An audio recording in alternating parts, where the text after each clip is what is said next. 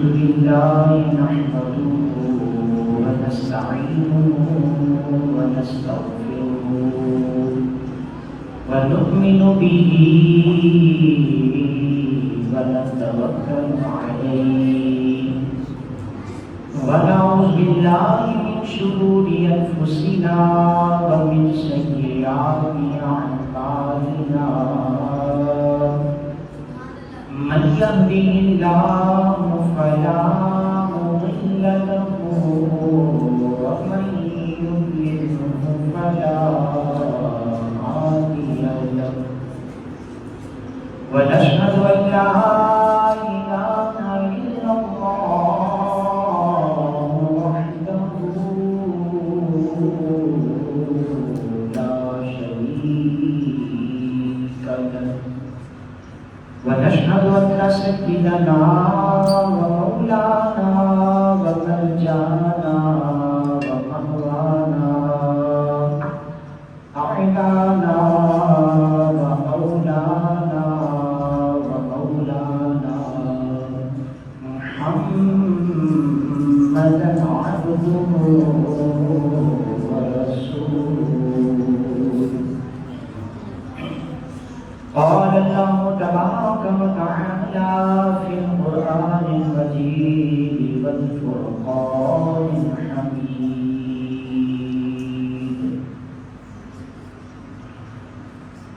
تتجافى جنوبهم عن المضاجع يدعون ربهم خوفا وطمعا صدق الله العظيم إن الله وملائكته يصلون على النبي يا أيها الذين آمنوا صلوا عليه وسلموا تسليما بارگاہ رسالت محمد صلی اللہ تعالی علیہ وآلہ وسلم میں ہدیہ درود و سلام پیش کیجیے. الصلاۃ والسلام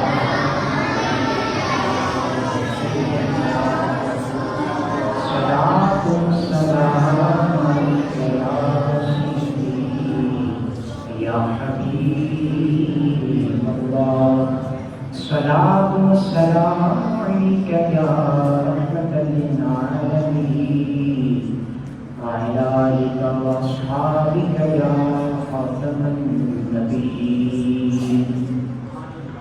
بندہ پروردگارم امت احمد نبی دوست دارم چار یارم تاب اولاد علی مذہب حنفیہ دارم ملت حضرت خدیر خاک پائے غوث اعظم زیر سایہ ہر ولی صدیق عکس حسن کمال محمد فاروق زندہ جاؤ جلال محمد عثمان ضیاء شمع جمال محمد حیدر بہار باغ وصال محمد اسلام ماں محبت خلفاء راشدین ایمان ماں محبت آل محمد صلی اللہ تعالی علیہ وسلم. یا صاحب الجمال ویا سید البشر من وجهك المنير لقد نبل القمر لا يمكن الثناء كما كان حقه بعد الخدا بزرگ توی قصہ مختصر تعالیٰ کا کروڑا شکر ہے کہ اس نے نبی پاک صاحب الاولاد سیاح اخلاق صلی اللہ تعالیٰ علیہ وآلہ وسلم کی امت رحمہ میں پیدا فرمایا، اور ہماری ہدایت و رہنمائی کے لیے نبی پاک صلی اللہ تعالیٰ علیہ وآلہ وسلم کے قلب انور پر قرآن پاک نازل فرمایا۔ پچھلے جمعے ہم نے قرآن پاک اور حدیث مبارکہ کی روشنی میں یہ جاننے کی کوشش کی کہ اللہ کے اولیاء کون ہوتے ہیں۔ تو اسی ضمن میں ہم نے یہ سنا اللہ تعالیٰ ارشاد فرماتا ہے الا ان اولیاء اللہ لا خوف علیہم ولا هم یحزنون الذین آمنوا وکانوا یتقون، خبردار جو اللہ کے دوست ہوتے ہیں انہیں نہ تو کسی قسم کا کوئی خوف ہوتا ہے نہ ہی وہ منزدہ ہوتے ہیں۔ ہاں، وہ دوست کون ہیں؟ الذین آمنوا وکانوا یتقون، کہ جو اہل ایمان ہیں اور اللہ سے ڈرنے والے ہیں۔ اولیاء کی شان ہوتی ہے کہ وہ اللہ تعالیٰ سے ڈرنے والے، بے باک، فاسق و فاجر، بے نمازی اور نشہ کرنے والا، یہ اللہ کے ولیوں کی نشانیاں نہیں ہیں۔ آئیے آج پیروں کے پیر، روشن ضمیر، میرے میرا، پیرے پیرا، شیخ عبد القادر جیلانی، محبوب سبحانی، قدس سرہ نورانی کا علم اور تقویٰ اور خوف خدا جانتے ہیں کہ جب پیروں کے پیر اس قدر اللہ کے خوف کے حامل ہیں، تقوی کے حامل ہیں، تو پھر قیامت تک آنے والے جتنے بھی اولیاء ہیں ان سب کے اندر اس وصف کا پایا جانا ضروری ہے۔ تو اسی ضمن میں بخاری شریف کی حدیث مبارکہ بھی ہم نے سنی، جس میں رسول اللہ صلی اللہ علیہ وسلم حدیث قدسی بیان کرتے ہوئے ارشاد فرماتے ہیں، بخاری شریف کی جس کا نمبر ہے 6502، اللہ ارشاد فرماتا ہے من عاد بی ولی فقد آذنته بالحرب، کہ جس نے میرے کسی ولی کے ساتھ دشمنی کی تو میرا اس کے ساتھ اعلان جنگ ہے۔ اور آگے پھر بیان کیا ولی بنتا کیسے ہے، تو فرمایا وما تقرب الیہ عبدی بشیء احب الیہ مما افترضت علیہ، کہ جو میں نے اپنے بندے پر عمل فرض کیے ہوئے ہیں ان فرض کے مقابلے میں مجھے اس کا اور کوئی عمل زیادہ پیارا نہیں ہے۔ سب سے زیادہ پیارا مجھے یہی ہے کہ میرا بندہ میرے حکم کو مانے جو میں نے اس پہ فرض کیا ہے۔ ہاں، اس کے بعد جب فرائض پورے کر لے تو فرمایا وما جزاء عبدی یتقرب الیہ بالنوافل، پھر بندہ نفلوں کے ذریعے، نفلی عبادت کے ذریعے، نفلی صدقات، نفلی نمازیں، نفلی روزے، نفلی حج و عمرہ اور دیگر جتنے بھی اعمال حسنہ ہیں وہ نفلی طور پر جب کرتا ہے تو مسلسل میرے قریب تر ہوتا چلا جاتا ہے۔ بندہ رب کے قریب ہوتا ہے، قریب ہوتا ہے، قریب ہوتا ہے، فرمایا حتی احبہ، یہاں تک کہ اس بندے سے میں پیار کرتا ہوں، بندے سے میں پیار کرتا ہوں۔ پتہ چلا ہمارے درمیان اور اللہ کے اولیاء کے درمیان بنیادی فرق ہی یہ ہے کہ بندے تو ہم ہی ہیں اللہ کے، بندے اولیاء بھی اللہ ہی کے ہیں، لیکن اللہ ان سے پیار کرتا ہے، اللہ ان سے پیار کرتا ہے کہ جو اللہ کے اولیاء ان کا ایک مقام ہے، ایک مرتبہ ہے رب تعالیٰ کی بارگاہ میں۔ تو یہاں تک ہم نے حدیث بارگاہ کا جو ہے وہ اتنا حصہ سنا اور اسی پر گفتگو ہوئی تھی۔ اسی ضمن میں میں عرض کرتا چلوں حضور سیدی غوث اعظم رضی اللہ تعالیٰ عنہ کی عبادت کے حوالے سے اور آپ کے خوف خدا کے حوالے سے۔ ہم نے نے کرامتیں سنی ہیں، سنائی ہیں، اور ہم اس چیز سے غافل ہیں کہ وہ اس مقام پہ پہنچے کیسے، ولی اس مقام پہ پہنچتا کیسے ہے۔ تو اس حوالے سے سماعت کے لیے یاد رہے حضور غوث الاعظم رضی اللہ تعالی عنہ آپ پیدائشی ولی ہیں، آپ پیدائشی ولی ہیں، سمجھ آ رہی ہے؟ یعنی لوگ تو دنیا میں آ کر کے عبادت کر کے محنت کر کے زہد و تقویٰ اختیار کر کے پھر اللہ کے ولی بنتے ہیں۔ میرے اور آپ کے پیر پیرانے پیر حضور غوث اعظم دستگیر رحمۃ اللہ تعالی علیہ، آپ ابھی دنیا میں تشریف ہی نہ لائے تھے، شکم بادل نہیں تھے، اللہ نے اپنی عطا سے آپ کو ولایت عطا فرما دی۔ آپ پیدا ہوئے رمضان المبارک کا پہلا دن تھا، صبح و سحری کے وقت آپ نے دودھ نوش کیا اپنی والدہ محترمہ سے، اور سارا دن آپ نے دودھ نہیں پیا، کچھ نہیں کھایا، کچھ نہیں پیا۔ حالانکہ بچہ مکلف نہیں ہوتا، شریعت کے احکامات کا پابند نہیں ہوتا، لیکن آپ پیدا ہوتے ہی شریعت مطالعہ کے احکامات کے پابند تھے، اور سارا دن کچھ نہ کھایا نہ پیا، حتیٰ کہ جب افطاری کا وقت ہوا تو پھر جا کر کے آپ نے اپنی والدہ محترمہ کا دودھ پیا۔ یہ آپ کا پہلا دن ہے اس دنیا کے اندر۔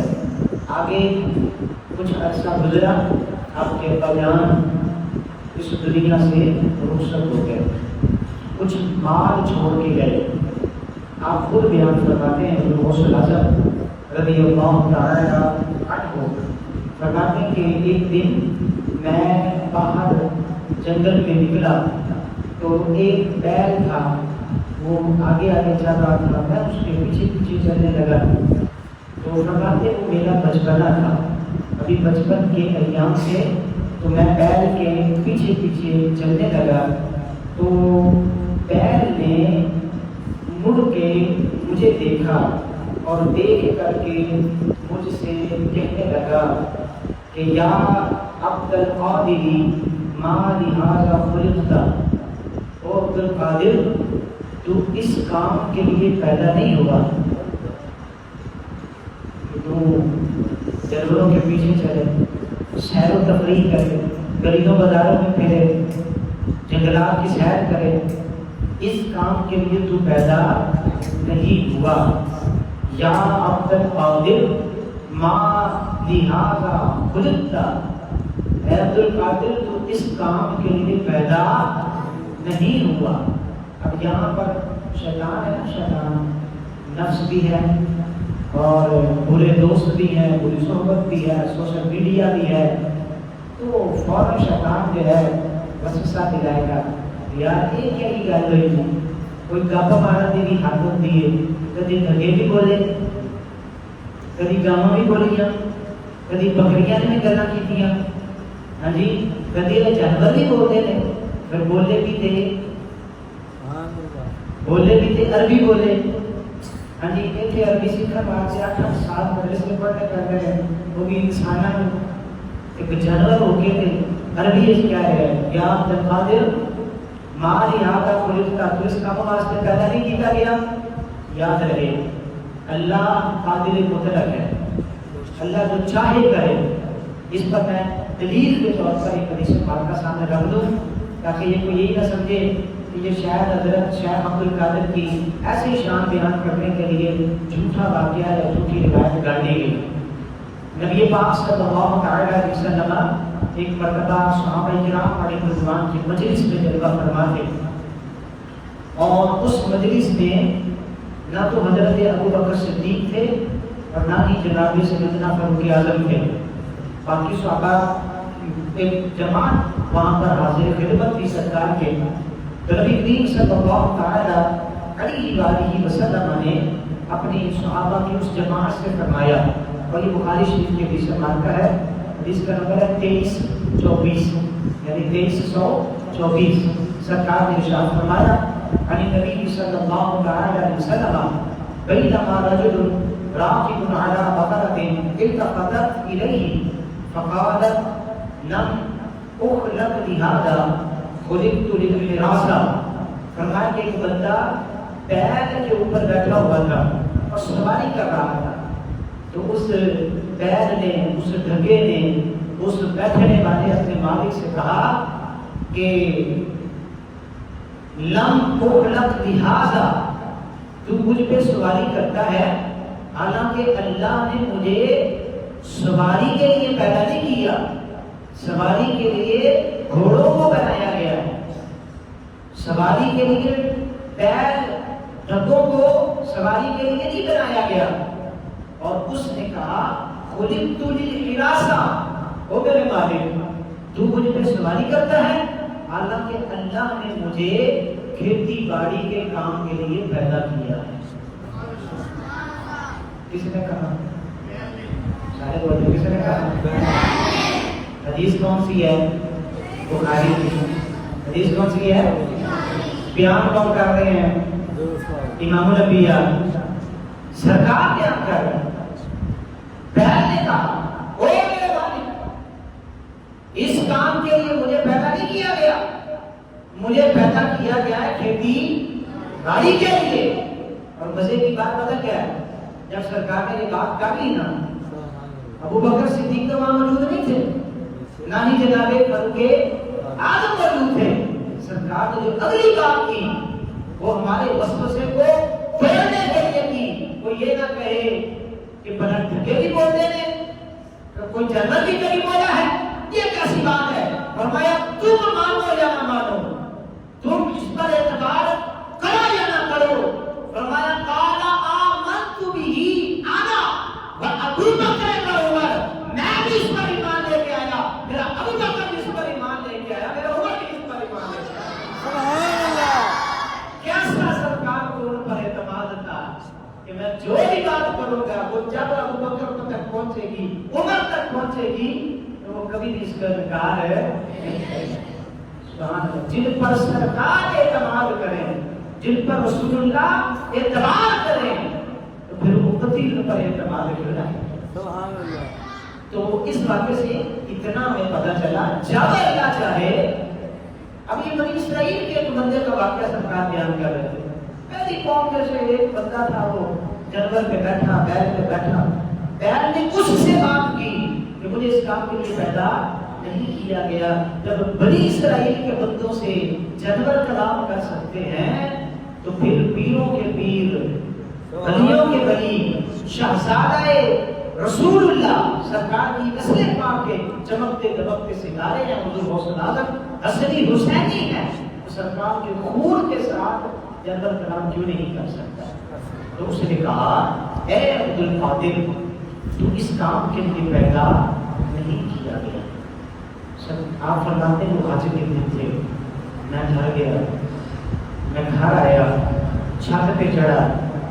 تو اب یہ واقعہ کہاں کا ہے؟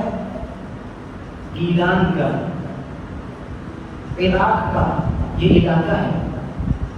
وہاں فرماتے ہیں گھر پہ جب چڑھا تو چھت پہ میں نے دیکھا میدان عرفات ہے، کہاں عراق ہے، کہاں عرب شریف مکہ مکرمہ ہے. فرماتے میں نے میدان عرفات کو دیکھا. آج ہی وہاں حج کے جو ہے وہ افعال ارکام میں ہم سارے بیان دے رہے ہیں. اور میں اترا چھت سے اپنی امی سے میں نے بات کی اور میں نے کہا امی مجھے آپ اجازت دیں کہ میں کتنے دین حاصل کروں. ابھی نے پوچھا بیٹا خیریت تو ہے؟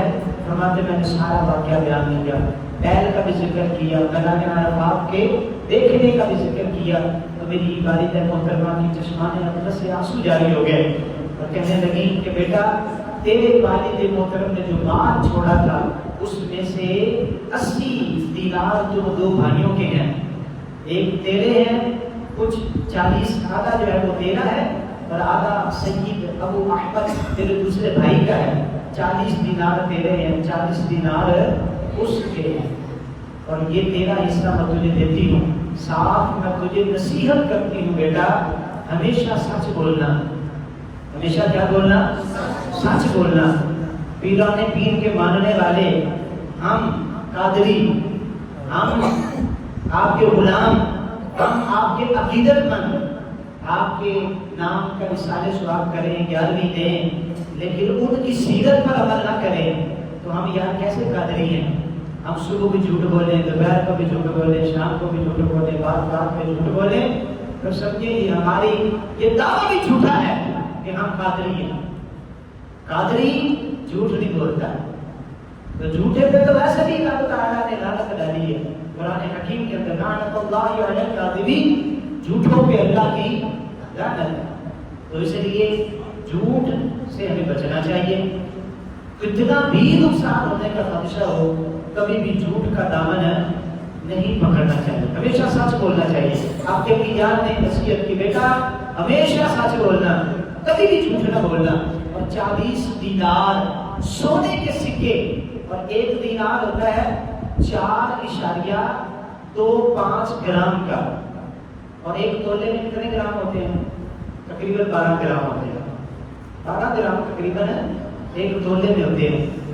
تو سونے کا وہ ایک سکہ جو تھا 1 دینار 4.25 گرام کا، تو ٹوٹل دینار کتنے تھے؟ 40۔ بولیے دینار کتنے تھے؟ 40۔ اب میں آپ کو پاکستانی رقم کے اندر بتاتا ہوں کتنی رقم بنتی تھی۔ آپ ابھی چھوٹے سے ہیں، 6-7 سال کی عمر ہے، تحصیل ابن دین کے لیے آپ کے بھی بھیج رہی ہیں، رقم دے کے کہہ رہی ہے بیٹا ہمیشہ سچ بولنا۔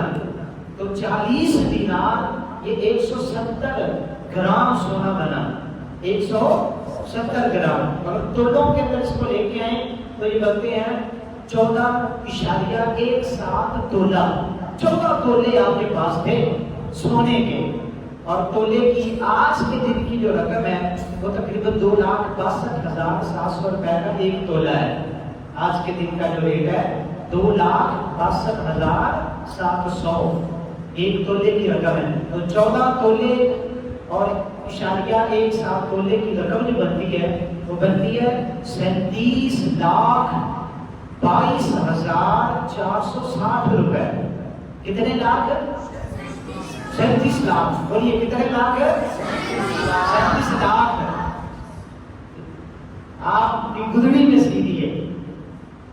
اور نصیحت کی بیٹا ہمیشہ سچ بولنا، اور صاحب کہا بیٹا اب اللہ کی رضا کے لیے کہ میرا رب مجھ سے راضی ہو جائے، میں نے اپنے بیٹے کو جو ہے وہ راہ خدا میں وقف کیا ہے، بس اس امید پر کہ مجھ سے میرا رب راضی ہو جائے، سب تیری جدائی کو برداشت کروں گی، اور اب بیٹا تیری اور میری ملاقات ہے۔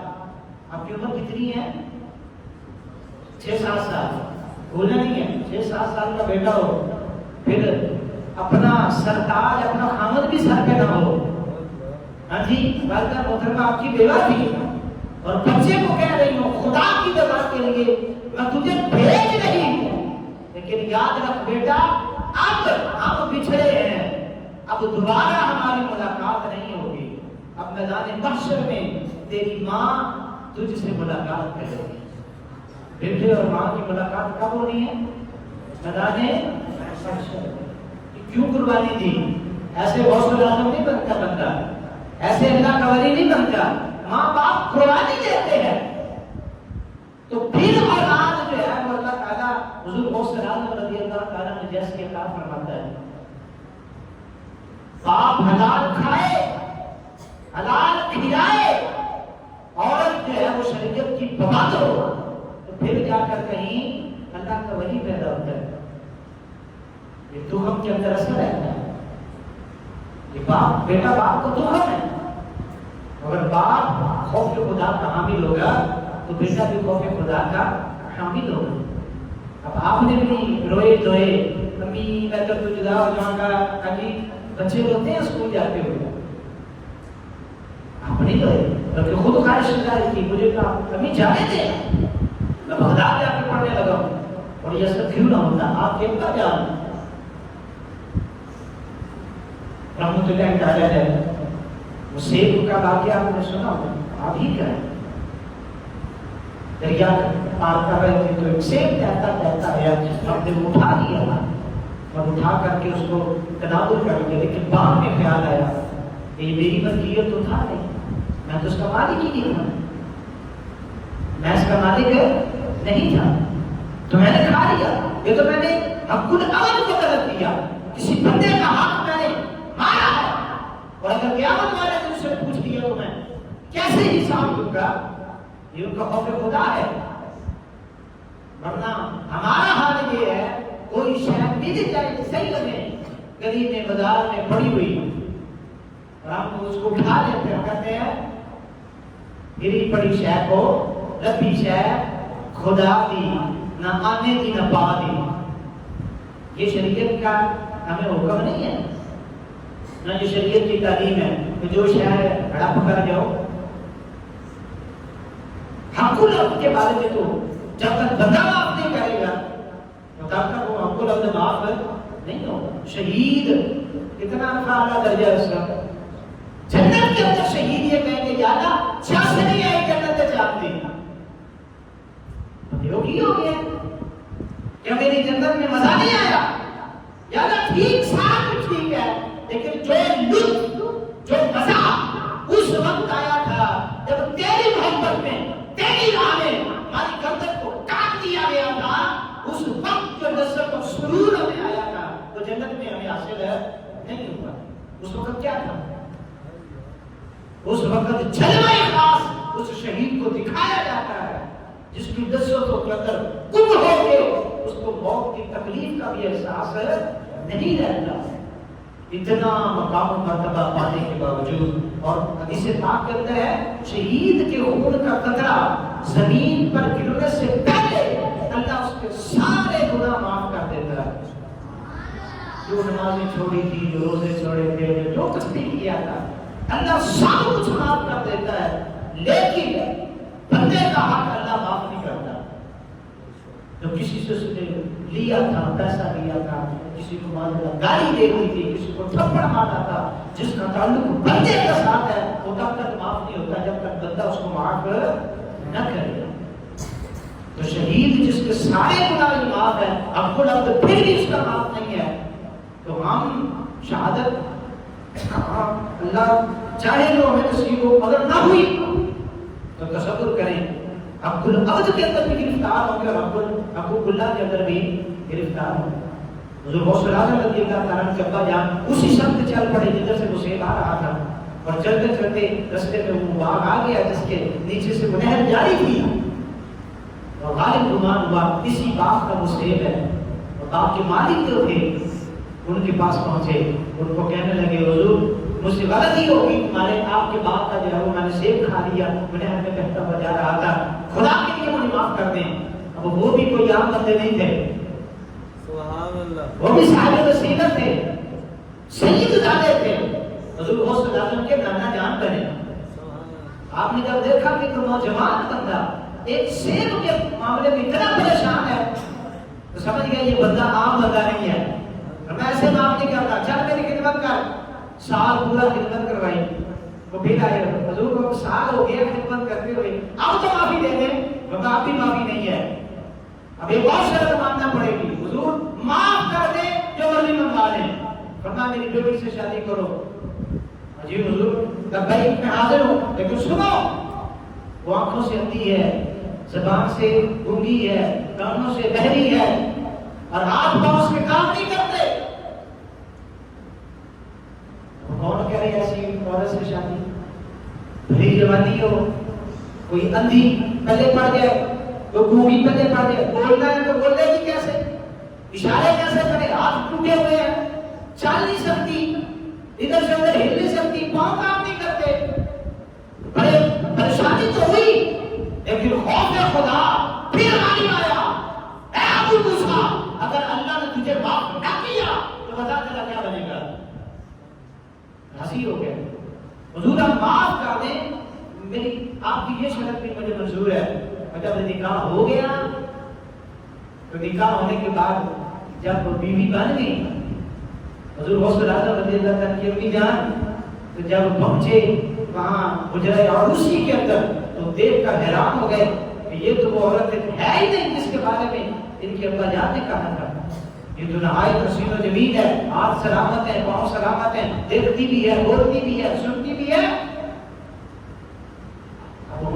کر ہمارے جیسا ہوتا تو مجھے ماننا ٹھیک ہے جی، میں نقاب پڑھ گیا لب نہیں ٹھیک ہے، پھر باہر آئے اور خوف خدا سے حضور غوث العظم رضی اللہ تعالیٰ کے نانا جان سے عرض کرنے لگے آپ نے مجھے تو کہا تھا کہ وہ بولتی نہیں ہے، وہ دیکھتی نہیں ہے، وہ سنتی نہیں ہے، اس کے ہاتھ پاؤں کام نہیں کرتے، اور آپ نے مجھے کس کے پاس بھیج دیا ہے؟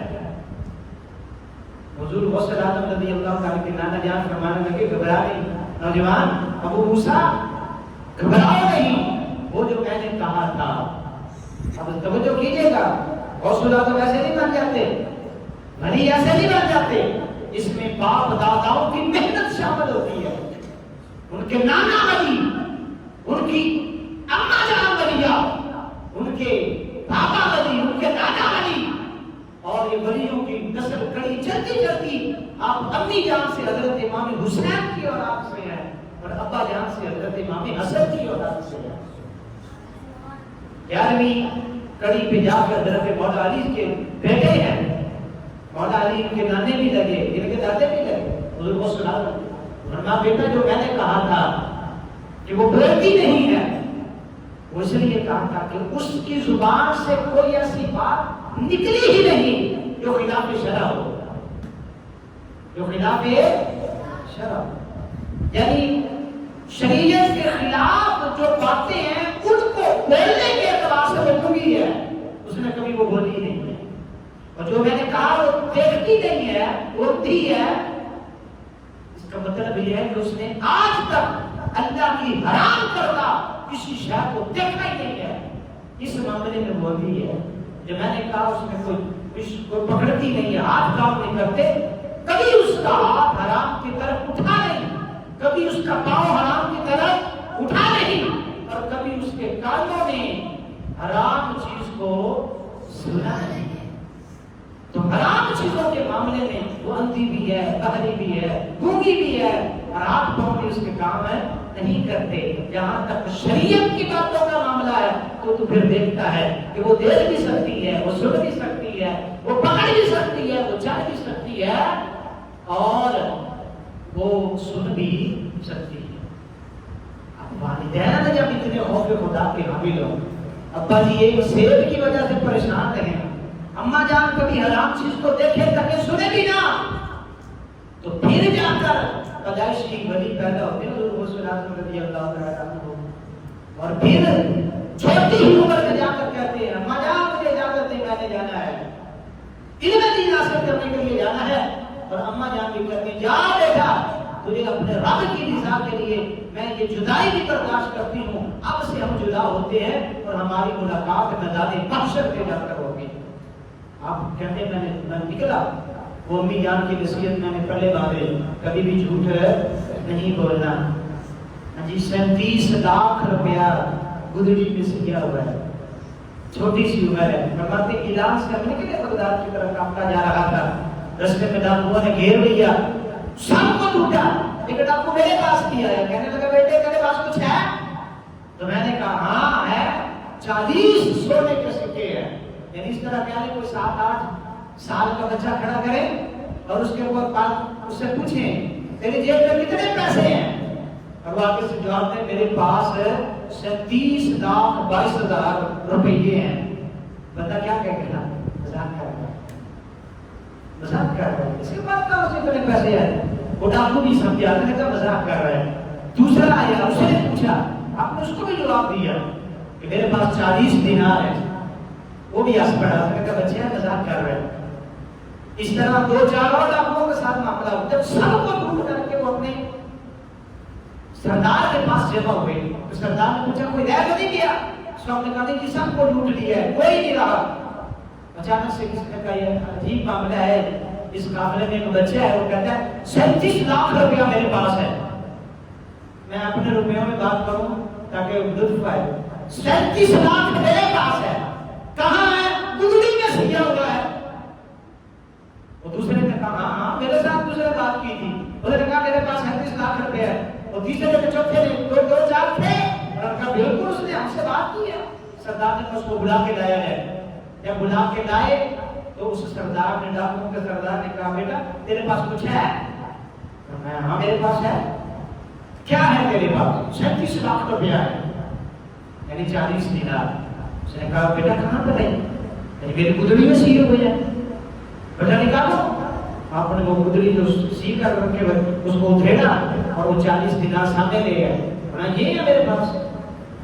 اس نے کہا بیٹا سمجھ نہیں میری آتی بات، اگر تو جھوٹ بھی بول دیتا کہ میرے پاس کچھ بھی نہیں ہے تو ہم نے کون سا تجھ سے زبردستی لے لینے تھے؟ تو اپنے پیسوں کو بچا سکتا تھا، لیکن بات بتا تو نے ہمیں کیوں بتایا ہے کہ تیرے پاس 40 دینار ہیں، سونے کے سکے ہیں؟ تو حضور غوث اعظم رضی اللہ تعالیٰ نے فرمایا، اور میں سنو، میں جب نکلنے لگا تھا علم دین حاصل کرنے کے لیے اپنی امی جان سے جدا ہوا، ابا جان کی وراثت میں یہ مجھے 40 دینار ملے، اس وقت میری ماں نے مجھ سے وعدہ کیا تھا بیٹا کچھ بھی ہو جائے جھوٹ نہ بولنا، جھوٹ نہ بولنا۔ میں نے بس اپنی امی سے وعدہ کیا تھا اور وعدے کو نبھا رہا ہوں۔ تو ڈاکوؤں کا جو سردار تھا، اتنی بات چھوٹے سے بچے سے سن کر کے اس کا دل موت ہوا اور دھاڑے مار کر روتا ہوا اپنے ساتھیوں سے کہنے لگا اگر دیکھو اس بچے کو، یہ اپنی ماں سے کیا ہوا وعدہ نبھا کر رہا ہے، اس کو نہیں توڑ رہا، حالانکہ اس کی ماں اس کو دیکھ نہیں رہی اور ہم سارے اپنے رب سے کیے ہوئے وعدے کو توڑ رہے ہیں، حالانکہ ہمارا رب ہمیں دیکھ رہا ہے۔ ہم سے تو یہ بچہ اچھا ہے جو اپنی ماں سے کیا ہوا وعدہ نہیں بھولا۔ اسی مجلس میں یہ غوث اعظم رضی اللہ تعالیٰ عنہ کا کی صحبت کا پہلا اثر تھا، جس کو آپ کرامت کہہ رہے ہیں، کہ آپ کے صدقے اللہ تعالیٰ نے اس سارے جو ڈاکوؤں کا وہ جو گروہ تھا اس کو توبہ کی توفیق عطا فرمایا۔ ایک سچ کی برکت سے آپ کا مال بھی بچا، لوگوں کا ایمان بھی بچا۔ انہوں نے پھر سب قافلے والوں کا مال بھی واپس لوٹا دیا۔ اب حضور غوث اعظم فرماتے میں چلا، اب تحصیل علم دین کے لیے کسی نے پوچھا حضور آپ بتائیں آپ کو کب پتا چلا کہ آپ اللہ کے ولی ہیں؟ آپ کو کب اس بات کا یقین ہو چکا تھا کہ آپ اللہ کے ولی ہیں؟ تو حضور غوث اعظم فرماتے میں اس وقت 10 سال کا تھا اور میں مدرسے میں جب جا رہا ہوتا، جیسے ہی کلاس میں داخل ہوتا تو وہاں پر فرشتے جو تھے وہ میرے ساتھ ساتھ ہوتے اور فرشتے آ کر کہا کرتے میرے کلاس والوں سے کہ اللہ کے ولی کے بیٹھنے کے لیے جگہ کو کشادہ کرو۔ یہ فرشتے کہتے ہیں اللہ کے ولی کے لیے، اللہ کے ولی کے لیے، تو تب میں سمجھ گیا میں اللہ کا ولی ہوں۔ فرشتوں نے کہا اللہ کے ولی کے لیے جگہ کو کشادہ کرو، اور یاد رہے یہ تو تھے حضور غوث اعظم، وہ یہ نہ کہے کہ بڑا فرشتے بھی ہاں جی یہ کیسی کہانی سنا دی۔ یاد رہے یہ کہانی نہیں ہے، یہ بھی کہانی نہیں ہے، اس کی تائید میں سرکار کا فرمان اقدس موجود ہے۔ ترمذی شریف کی حدیث مبارکہ ہے، رسول اللہ صلی اللہ علیہ وسلم نے ارشاد فرمایا، حدیث کا نمبر ہے 2682، سرکار نے فرمایا حضرت ابو درداء صحابی رسول رضی اللہ تعالیٰ عنہ کے راوی ہیں، ان الملائکہ لتضع اجنحتها رداء لطالب العلم، فرمایا کوئی بھی بندہ جب علم دین کی طلب کے لیے گھر سے نکلتا ہے، یہ تو تھا نا فرشتے ساتھ ساتھ تھے اور اعلان کر رہے تھے، فرمایا اس طالب علم کے قدموں کے نیچے فرشتے اپنے پیر بچھایا کرتے ہیں۔ اللہ اکبر،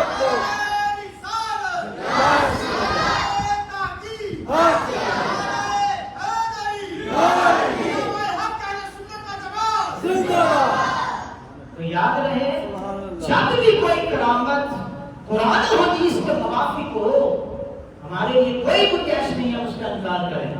آپ فرماتے میں چھوٹا سا تھا، مجھے تب پتا چل گیا میں اللہ کا ولی ہوں۔ تو یہ تو عام طالب علم دین کی فضیلت ہے کہ فرشتے اس کے پروں کے نیچے پر بچھاتے ہیں، تو جو پیدائشی ولی ہو، جو خود رسول ہو، ہاں جی جس کے بابا اور ماما بھی اللہ کے ولیاں ہوں، خود کی شان میں یہ بات بالکل بعید نہیں ہے، ایسا ممکن ہے۔ تو آپ نے فرمایا میں 10 سال کا تھا، پھر حضور آپ 37 لاکھ لے کر آئے تھے، پھر تو بڑی مزے کے ساتھ آپ نے علم دین حاصل کیا ہوگا، کوئی پریشانی نہیں آئی ہوگی جس کے پاس 37 لاکھ روپیہ ہو؟ فرمایا نہیں، ایسی بات نہیں ہے۔ فرمایا میرے پاس حضور غوث اعظم خود فرماتے ہیں اب کتنے سخی تھے، فرمایا میرے پاس درہم و دینار نہیں ٹکتے، میرے پاس درہم و دینار نہیں ٹکتے۔ فرمایا صبح میرے پاس اگر کوئی درہم و دینار مجھے دے جائے کہ میرے پاس ہو تو شام ہونے سے پہلے پہلے وہ سارے میں اللہ کی راہ میں تقسیم کر دیتا ہے۔ سبحان اللہ۔ اب یہ زمانہ طالبی کا دور ہے، آپ فرماتے میرے پاس سے وہ رقم ختم ہو گئی جو میں دے کر کے آیا تھا، پھر بھوک کی شدت ہوئی، اتنی شدت ہوئی اور مجھ پر مسائل اس قدر جو ہے وہ متوجہ ہوئے میری طرف، آزمائش اس قدر میری آئی ہوئی کہ میں بھوک کی وجہ سے پیٹ کی درد کو برداشت نہ کرتے ہوئے زمین پہ پیٹ کے بل لیٹ گیا، زمین پہ پیٹ کے بل لیٹ گیا اور بے ساختہ میری زبان سے جاری ہوا فَإِنَّ مَعَ الْعُسْرِ يُسْرًا إِنَّ مَعَ الْعُسْرِ يُسْرًا، بے شک یہ اللہ فرماتا ہے بے شک ہر تنگی کے بعد آسانی ہے اور بے شک ہر تنگی کے بعد آسانی ہے۔ فرمایا یہ آیت میرے منہ سے نکلنا تھی، ایک بندہ آ گیا جیلان سے میری ماں کا پیغام لے کر کے اور کچھ اس کے پاس کچھ درہم و دینار کے کچھ کھانا تھا اور وہ مجھے جانتا نہیں تھا، وہ کھانا لے کر کے میرے پاس آیا اور کہنے لگا بیٹا کھاؤ گے؟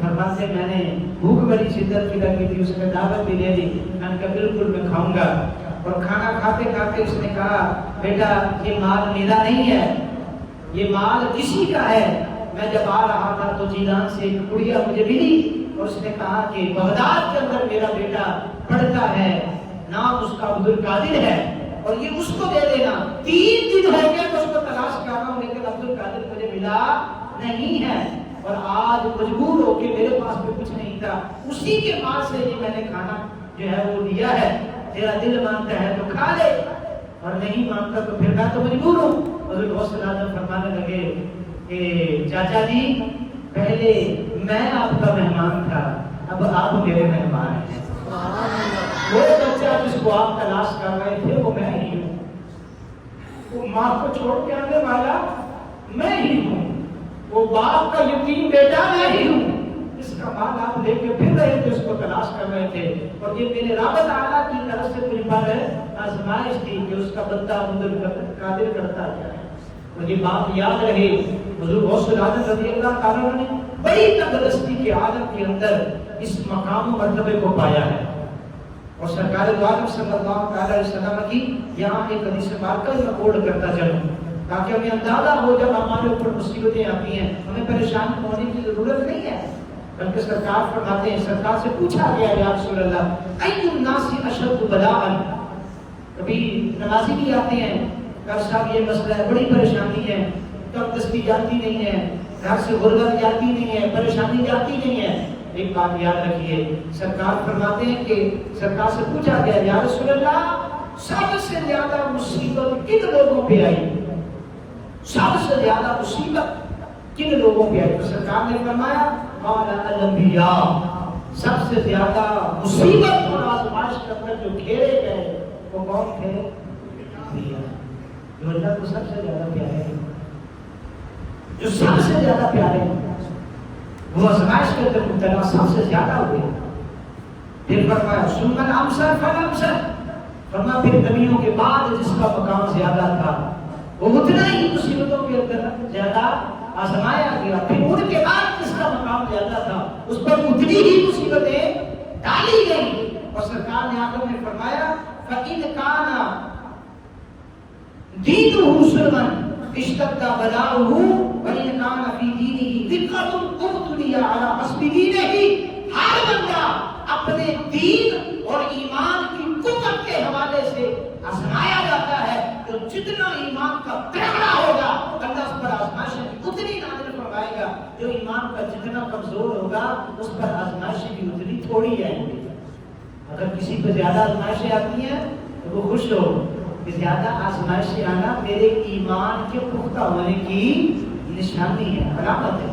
اور آخر میں چلتے ہوئے میں عرض کرتا چلوں حضور غوث اعظم رضی اللہ تعالیٰ سرکار نے فرمایا نا اللہ فرماتا ہے بندہ فرض کو پورا کرنے کے بعد نفل پڑھتا جو ہے میرے قریب ہو جاتا ہے یہاں تک کہ میں اس سے محبت کرتا ہوں. حضور غوث الاعظم رضی اللہ تعالیٰ کی عبادت کا کیا عالم تھا. آج کل کے 2 نمبر ڈبہ پیروں کو بھی سامنے رکھیں جو کہا ساری 24 گھنٹے کی نماز ہے. ہم مدینے میں پڑھتے ہیں, مکے میں پڑھتے ہیں. حضور غوث الاعظم نہ مدینے میں پڑھتے تھے نہ مکے میں پڑھتے تھے, وہ بغداد میں ہی پڑھا کرتے تھے. لوگ ان کی عبادت کو دیکھا بھی کرتے تھے. حضور غوث الاعظم رضی اللہ تعالی عنہ آپ کے متعلق آپ فرماتے ہیں میں 25 سال تک عراق کے جنگلوں کے اندر عبادت کرتا رہا. کتنے سال تک؟ 25 سال تک. اب اس ابتلا کا, اس امتحان کا بھی اندازہ لگائیے. ابھی جسے بات سنی نا, جس کا مقام جتنا زیادہ ہوتا ہے اس پر مصیبت بھی اتنی زیادہ آتی ہے. فرماتے ہیں 25 سالوں میں میں درخت کے پتے کھا کر اور گھاس پھوس کھا کر کے گزارا کرتا رہا. آپ کی عبادت کا عالم دیکھیں. آج پیر صاحب جو ہیں وہ بریانی سے نیچے نہیں آتے, دیسی مرغے سے نیچے بات ہی نہیں ہوتی, اور طرح طرح کی فرمائشیں. یہ نفس کی محافظت ہو رہی ہے یا یہ نفس کی خواہشات کو پورا کیا جا رہا ہے؟ اب وہ الگ بات ہے کہ کوئی آ کر کے آپ کو نذرانے کے طور پر پیش کر دے, لیکن یہ سوال کرنا تو جائز ہی نہیں ہے. بلا ضرورت سوال کرنا جائز نہیں ہے. سرکار نے فرمایا جو بلا ضرورت کے سوال کرے اس نے جو کھایا پیا, وہ فرمایا اس نے جو بھی لقمہ اپنے پیٹ میں اتارا وہ آگ کا انگارہ ہے. مجھے مت سمجھے میں روٹی کا لقمہ کھا رہا ہوں, یعنی اس ہر لقمے حرام کے سوال کے لقمے کے بدلے میں اس کو جہنم کے انگارے کھانا پڑیں گے جو بلا ضرورت کے سوال کرتا ہے. جو غوث الاعظم فرماتے کہ 25 سال تک میں نے پتے کھائے اور جنگلات کی جڑی بوٹیاں اور گھاس پھوس کھایا. 25 سال تک دن عراق کے جنگلوں میں عبادت کی. 40 سال تک کا زمانہ حضور غوث الاعظم رضی اللہ تعالیٰ پر ایسا گزرا کہ آپ عشاء کے وضو سے نماز فجر ادا کیا کرتے تھے. سبحان اللہ. یعنی ساری رات عبادت کرنا, ساری رات جاگتے رہنا اور اللہ کے حضور سارا سجود رہنا اور آگے وظائف کرنا.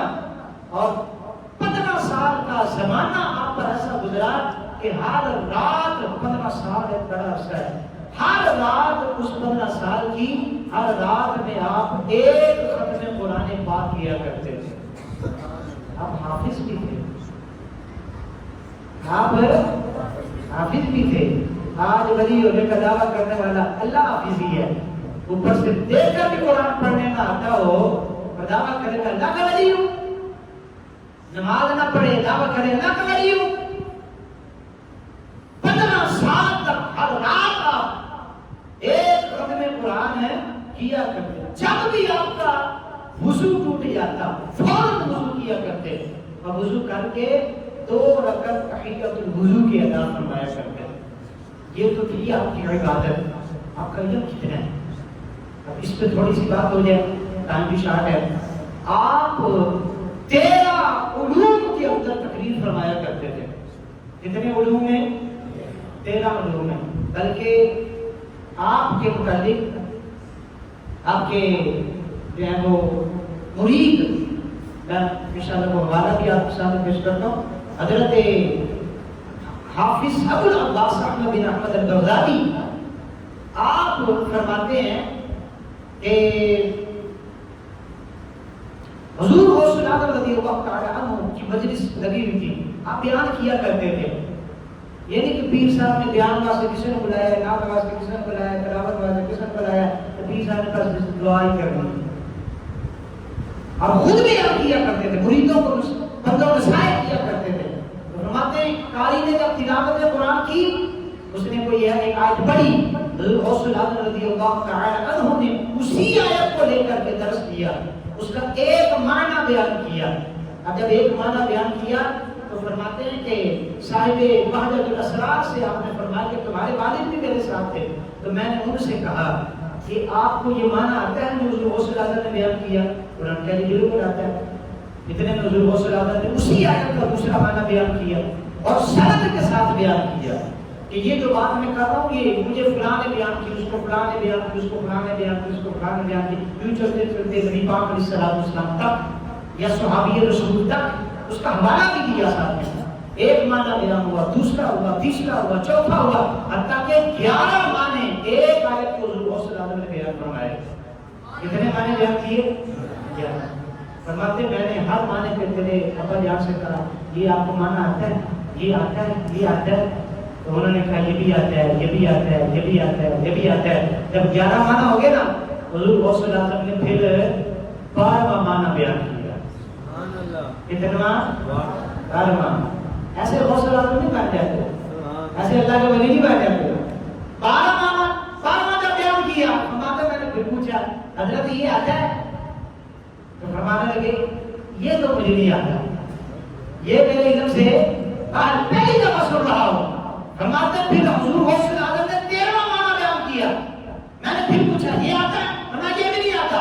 14واں، 15واں، 20واں، 25واں، 30واں کر کے اسی ایک آیت کے حضور غوث اللہ نے اسی مجلس کے اندر 40 معنی بیان کیے، 40 سندوں کے ساتھ۔ فرمایا میں نے اپنے شیخ سے سنا، اس شیخ سے سنا، اس شیخ سے سنا، 40 استادوں سے اس آیت کے 40 معنی سنے۔ فرمایا یہ وہ تھے 40 جو فلاں نے کہا، فلاں نے کہا۔ اب سنو جو عبد القادر خود کہتا ہے اس آیت کے بارے میں۔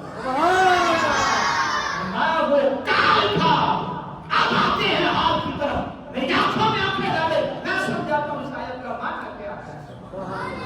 اس وقت صاحب بہادر نصران کے وہ والد تھے، چھپا پھاڑ دیا، کہنے لگے جس کے کال کا یہ عالم ہے، جانے کے بعد مجھے پتا نہیں چلا باقی کے 29 معنی کہاں سے آئے۔